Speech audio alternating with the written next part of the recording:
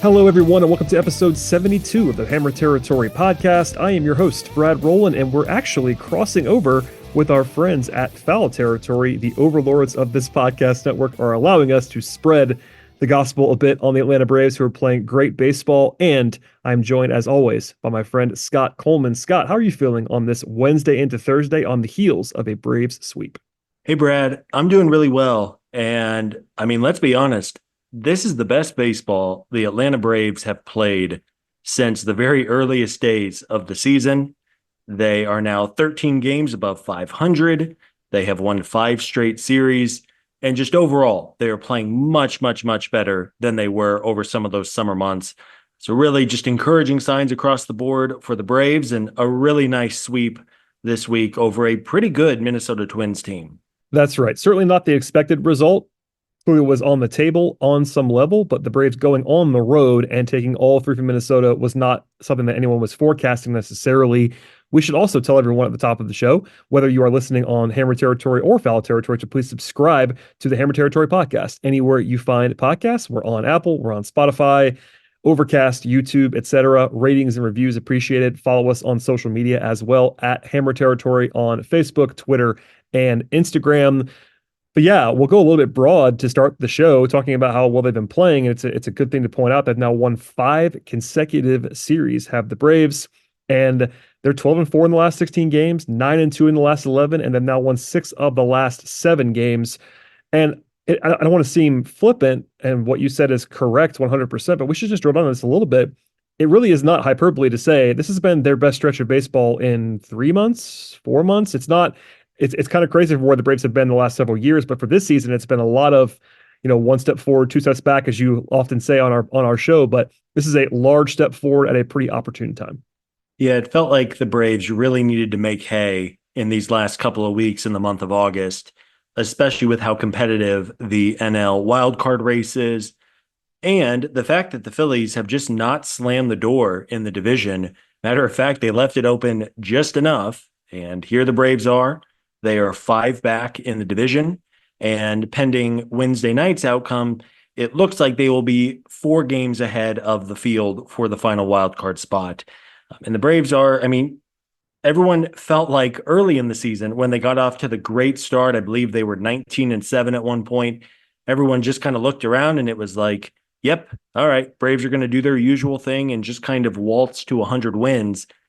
And clearly that has not been the case, but across the board, the starting pitching continues to be excellent. The bullpen, even though it has been used so much these last few days and weeks, the bullpen has done its job more times than not. And after a pretty bad offensive showing last week, even as the team went 5-2, the bats woke up in a big way against the Twins and scored a whole bunch of runs, which really just kind of took the edge off of everything. That's right. We'll go a little bit deeper on Wednesday's victory as we're recording this Wednesday evening into Thursday. And there was a show on our podcast feed from our colleagues, Stephen Tolbert and Sean Coleman, breaking down the first 2 games of the series. But the Braves scored 18 runs in the first 2 games against the Twins, right after you and I spent our last show together on Sunday talking about how the offense scored 19 runs in 7 games. They scored 18 in 2 games. And by the way, they only needed 3 home runs to score those 18 runs. And I say only with somewhat of a quotation mark there, but it wasn't like they were just only bombing away as they often do. Matt Olson coming alive a little bit. It's been really encouraging. And then, today, as we'll get into in a second in more depth, was not an offensive explosion, but they did enough to kind of respond when the Twins tied the game late and kind of avoid a disaster too. I don't know about you, Scott. We were kind of probably on pins and needles on Wednesday when they decided to blow a 4-run lead. And oftentimes this season, when the Braves have done stuff like that, they've gone on to lose that game. It was maybe a small sign of a positive stretch coming and really being in the midst of it, that they were not able to, or I guess they were able to overcome that blown lead and not give the game away on Wednesday. Yeah, it feels like the Braves have done a much better job in the 50-50 games lately. And that was something in June and July and even early August during a couple of those losing skids where it seemed like every 2 or 3 nights we would do one of these podcasts and go, man, the Braves should have won this game. They had a bunch of opportunities. They left a bunch of runners on base. Maybe the bullpen wasn't crisp, whatever the reason was that night. And it was resulting in a lot of frustrating losses.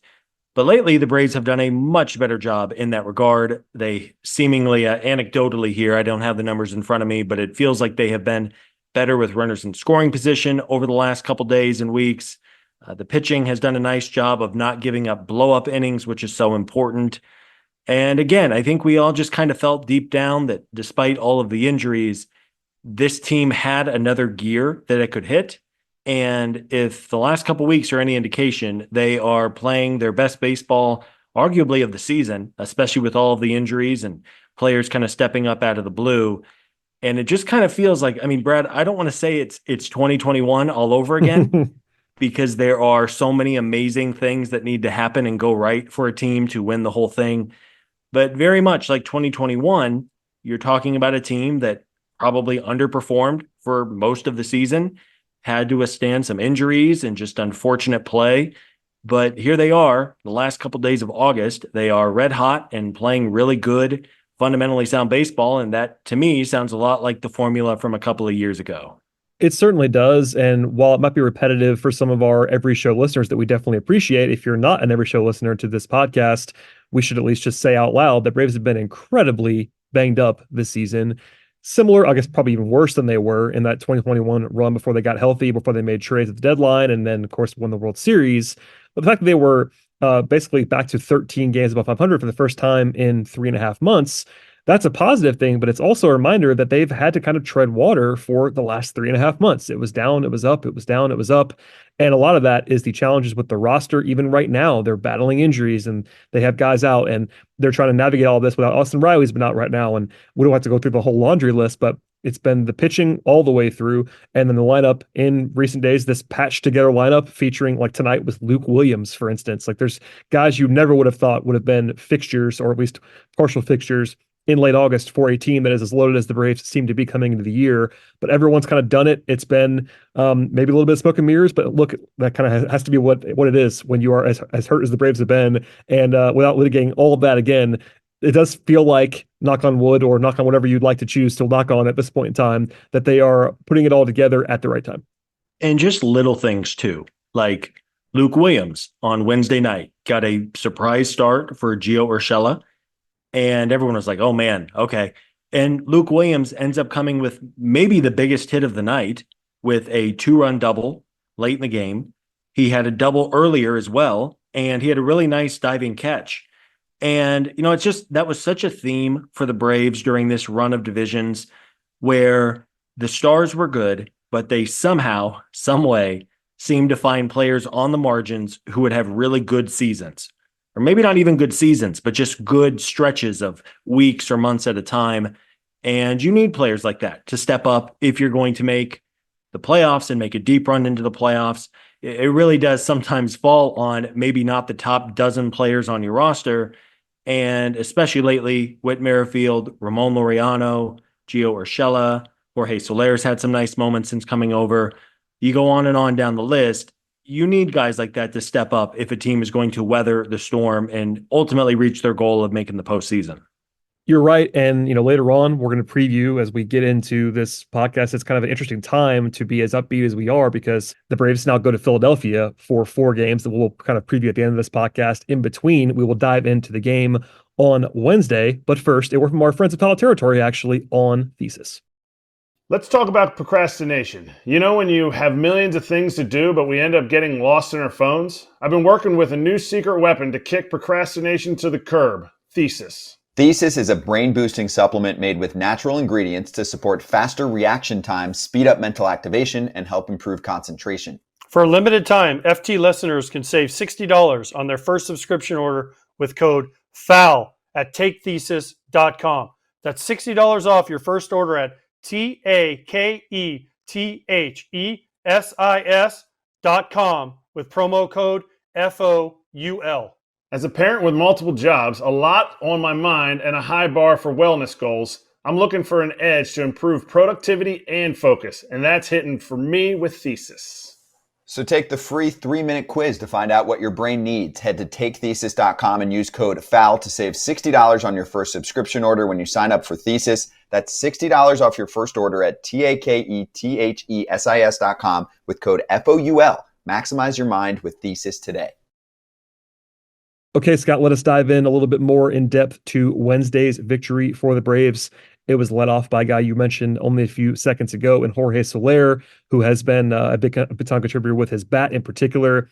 We have to at least note his defense is kind of always popping up on some level, but he did have a nice outfield assist in this game to kind of offset some of his other adventurous activities out in right field.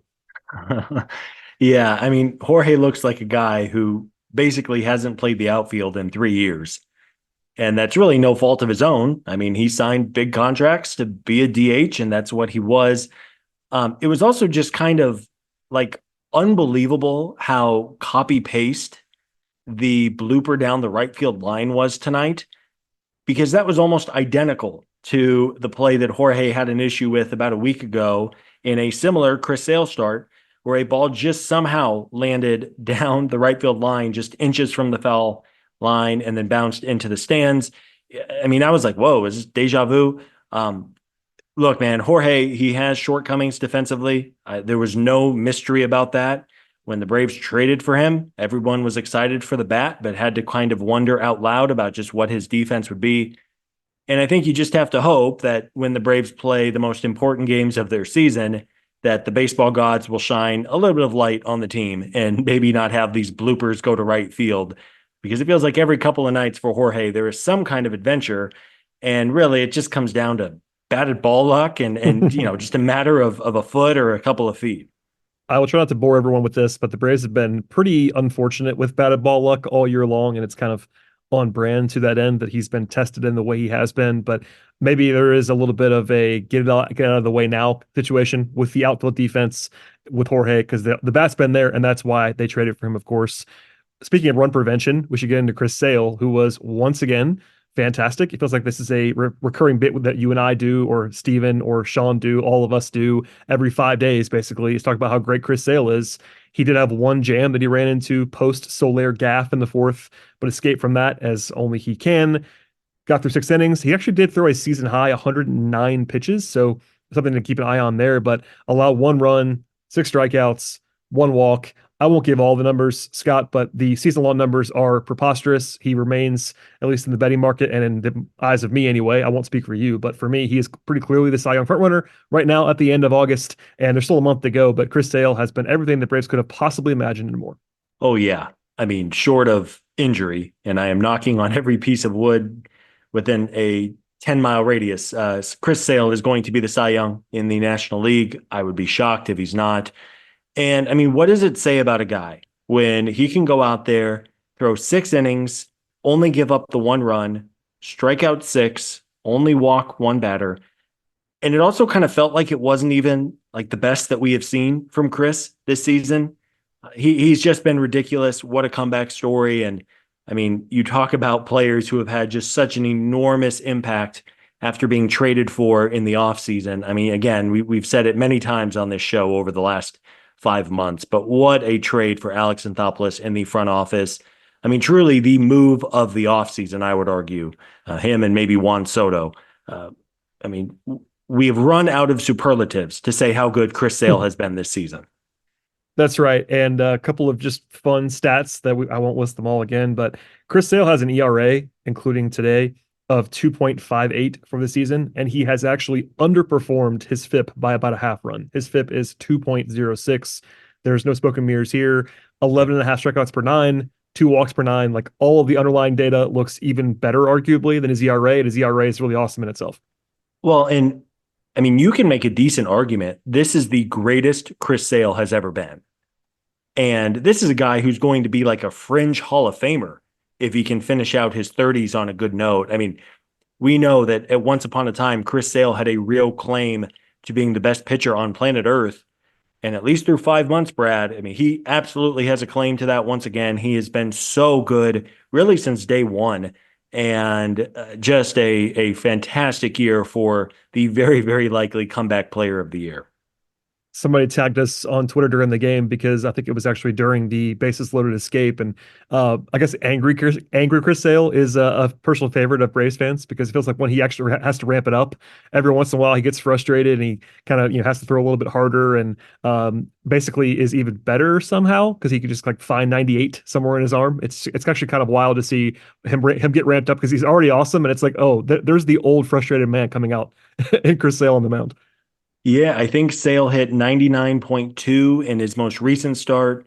I think tonight he had one at 99.1. I mean, that's pretty crazy, man. I know there's a couple of guys in their mid and late 30s now who can still pump it upper 90s, but the fact that Chris Sale is able to do that despite all of the obstacles and injuries he's had the last couple of seasons is really impressive. And man, you just have to get excited about the prospect of having Sale available and healthy and firing in a short postseason series. Absolutely right. And, it wasn't all Chris Sale. He was probably the MVP singularly of the game on Wednesday, but the offense did enough in this one. When Sale left, it was actually tied, and they were basically having to, he had to be fantastic to keep them in the game. But then as soon as he left in the seventh, the Braves responded very well, scoring 4 runs. Matt Olson with an RBI double. Ramon Laureano has been great. I'll let you talk about that in a second. And then you already mentioned Luke Williams has probably the biggest swing of the game. You can't really ask for more than that kind of response when it was a little bit tight. I know I have the same thought I always have when we're about to do a podcast that something bad's about to happen. Scott, I don't know about you. That sunk into me a little bit when the Braves gave the run back on the little hiccup from Sale in the sixth, but not so much in this spot from the offense. They were not going to let them lose. Yeah, it goes back to what we talked about a little earlier, where the Braves have been much better in these 50-50 games. And a note on Matt Olson, who had a really great week in Minnesota.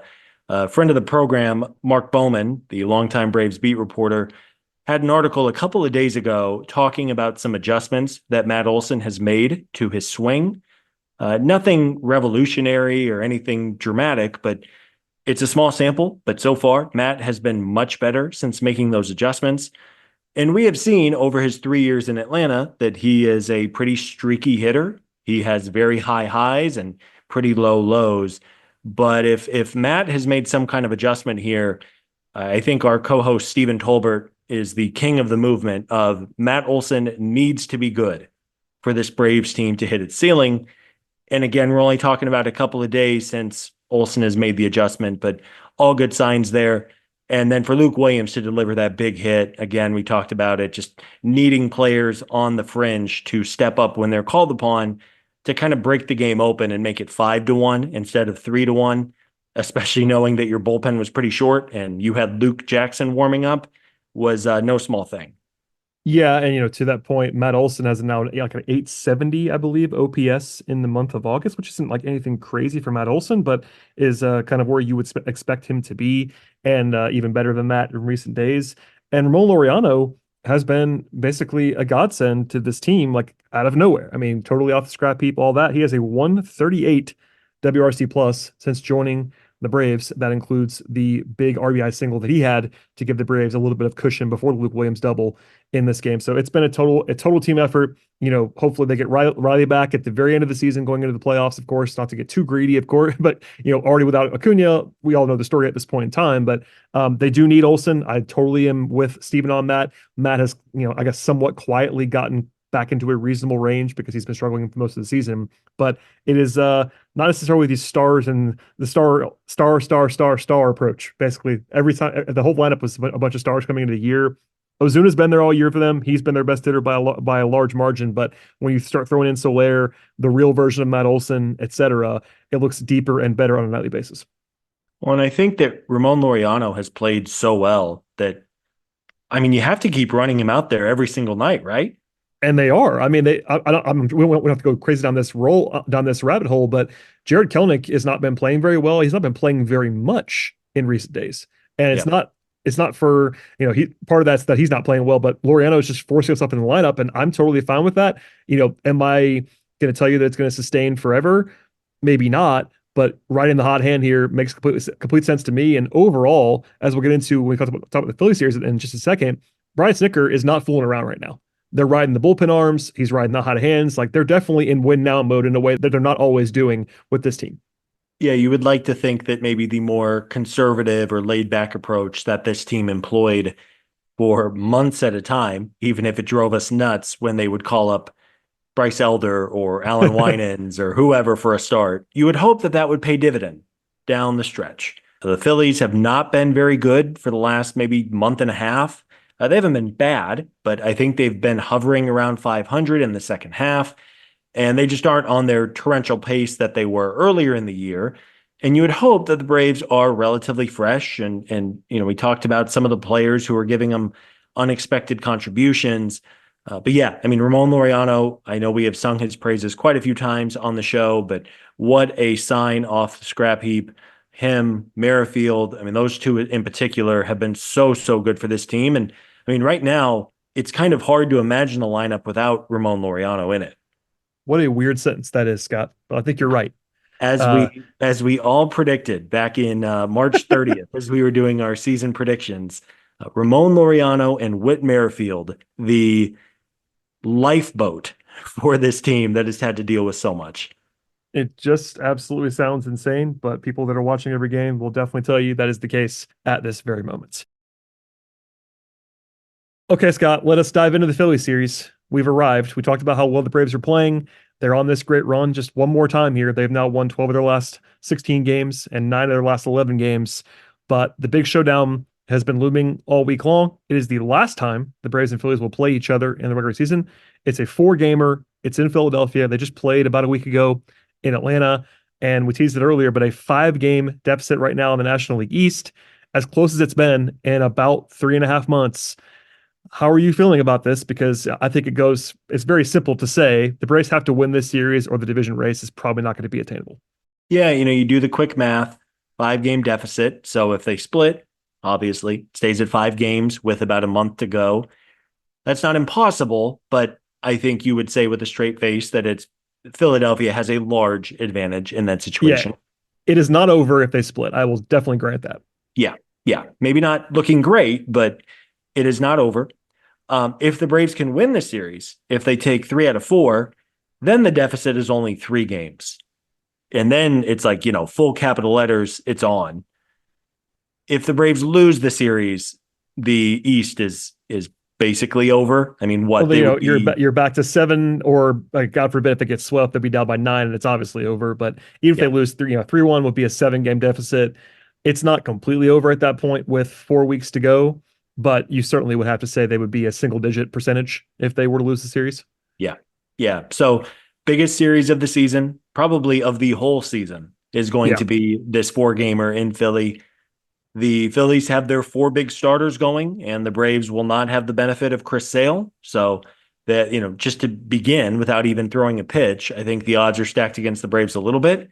They will also, I know the TV booth was talking that they expect to land about 2 a.m. tonight, which is not like crazy late, but it's going to be a late night, and you just have to hope they keep the energy up. And, if you can get off to a good start and win Thursday night's game, it's only going to help. Then you feel like you just have to win one of the 3 weekend games in order to kind of salvage your division chances.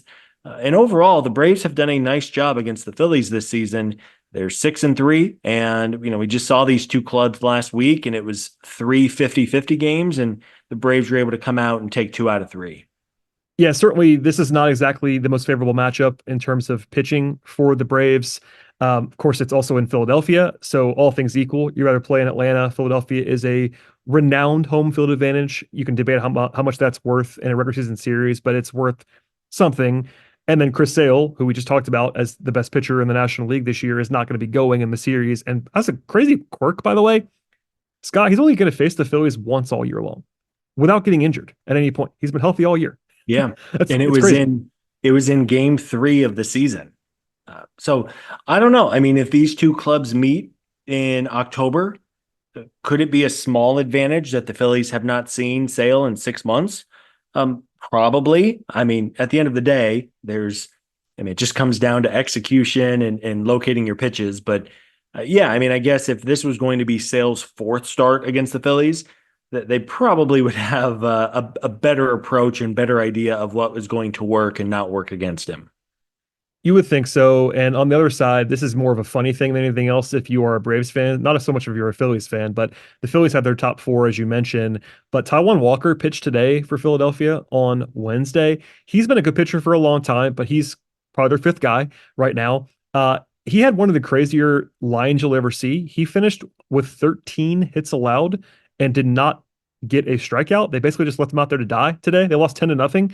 But 13 hits allowed and no strikeouts is like kind of impossible in modern baseball. Yeah. Well, and a fun note on top of that, Taijuan Walker was actually supposed to start the Thursday night game against the Braves, and the Phillies moved their rotation around.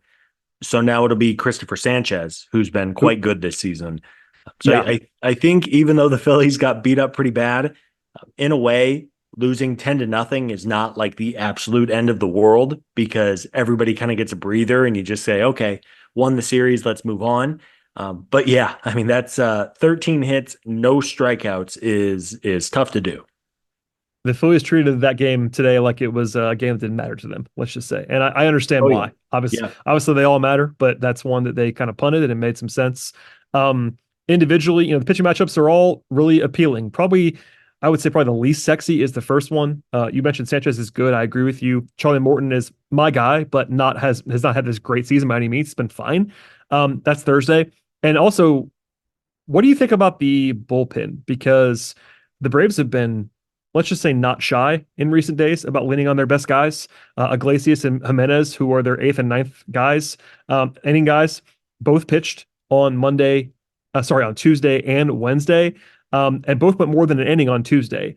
Usually that would mean that they would be down on Thursday and unavailable. I'm not sure that's going to be the case this time around. Snitker seems to be with foot on the floor. So we probably won't know until tomorrow, but that's something to keep an eye on, especially with Charlie, who, if he doesn't have his best stuff, could be out of there relatively early. They may not have either or maybe both of Jimenez and Iglesias. Yeah, I mean, all the more reason to put up like a 7 spot in the third inning. And yeah, I'd say so. That'd be nice. yeah, hey, if they want to do it. But yeah, I mean, this time of year especially, you just have to take it day by day. I think one genuine trait and skill of Raisel Iglesias is that he is uber efficient. True. Like, sometimes closers go out there and it's a 1-2-3 inning and they strike everybody out, but they need like 23 pitches to do it. And then their arm is going to wear down, even with a double given up on Wednesday night. I think Raisel threw 11 pitches, 12 pitches. It was hardly high stress. I would imagine, if it's a 1-run Braves lead, I would guess we're going to see Raisel. And I'm not sure about Joe Jimenez. He's probably a little lesser so than Iglesias. But yeah, I think Brian Snitker deserves credit after maybe a bit of an adventure managing the bullpen on Tuesday night. I know Steven and Sean talked about that quite a bit on the most recent show. He, as you said, he had the pedal to the metal on Wednesday night and did not let the game get away from him. Even if we had to survive a Luke Jackson 7th inning, the fact that he went to his 2 big horses in the 8th and the 9th to make sure this one did not somehow get away from the Braves, I thought was the right call. I agree, and they weren't fooling around, but it does leave you a little bit, maybe not gassed, but a little bit shorter handed than you might have been over the weekend. And keep an eye on that as the weekend goes along. After Thursday's game, you got Reynaldo Lopez against Ranger Suarez on Friday in a pretty underrated but really nice matchup. And then probably the more high-profile showdown is Saturday. From a pitching standpoint, you got Max Fried and Zach Wheeler, who have seen each other quite a bit in their history. And then Sunday is actually an ESPN national prime time game. So you and I have to stay up a little bit later on Sunday evening. But that is unequivocally the biggest start of Spencer Schwellenbach's young career. And he'll be facing Aaron Nola, who has probably pitched against the Braves 1,000 times in his life. Yeah, I was going to say, it is a ritual that Aaron Nola must start against the Atlanta Braves every single time these two teams have met for his entire career, which is like, I think 9 or 10 seasons now. It really is remarkable. But yeah, it's obviously a huge series. The Phillies, especially with their big 4, Sanchez, Suarez, Wheeler, and Nola have all been fantastic this season. Max Fried has been much, much better lately. Spencer Schwellenbach is like quietly getting himself into National League Rookie of the Year consideration. Reynaldo Lopez has been much better since coming off from the elbow ailment. And we have to hope that the roller coaster that is Charlie Morton can continue to be good, because Charlie has been quite good in his last couple of starts.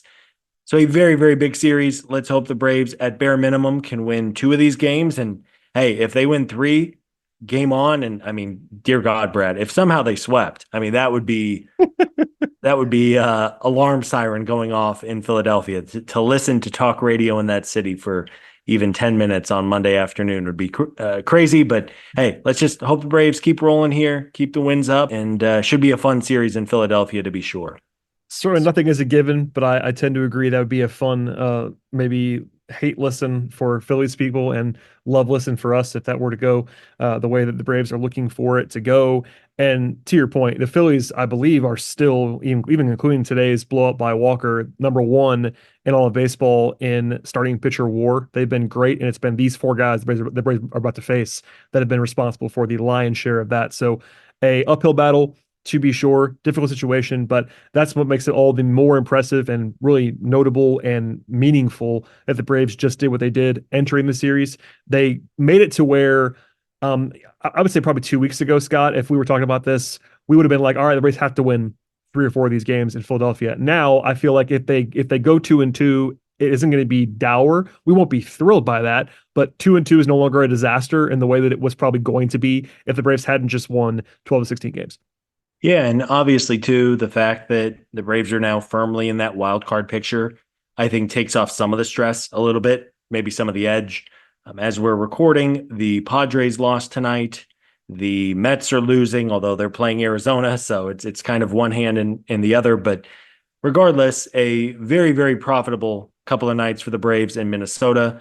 And you're absolutely right. If the Braves can, at minimum, win 2 this weekend, they're in fine shape. And if, again, man, 3 wins would be unbelievable. And let's hope they can keep it rolling. Yeah, and for those listeners that might not listen to us on a regular basis and are joining us in Foul Territory, first of all, thank you again for listening and making it to the end of this podcast. And please subscribe to Hammer Territory. But for those of you, let's just say most of our focus until about the last week or 2 has been on the wild card. And now the division is like back in play because of the way the Braves have played. So it sets up even more heightened scenarios over the weekend. Braves Phillies is always a huge showdown, attention, all that stuff. Again, national game on Sunday night on ESPN. But both things now in play. The Braves are looking better toward the wild card race, and just making the playoffs is certainly the biggest thing for any team this time of year. But all, I guess, pillow to the floor, heading to Philadelphia. Braves are probably flying right now as we're talking. Scott, anything else you want to add before we sign off here on this Wednesday and Thursday? Nothing to plug. We appreciate everybody tuning in. These are much more fun shows to do. And as longtime listeners know, we do them win or lose. And thankfully, the Braves are doing a whole lot of winning lately. It's a lot of fun. Team is playing good baseball, and in a huge series coming up this weekend. And we will, of course, have plenty of content and coverage. So should be a fun weekend ahead. Absolutely. I would expect we will probably have at least 1 episode during the series. And then Scott and I will be usually in our prime slot on Sunday evening to break it all down. And whatever happens over the weekend, we'll have the full analysis and what's to come for the Braves. Again, one more time, please subscribe to Hammer Territory on your favorite podcast platform, or maybe do it more than once if you are trying to support the show. Ratings and reviews appreciated as well. Support our sponsors. Thanks to Scott for being here as always. We'll sign off now, and we'll see you all next time.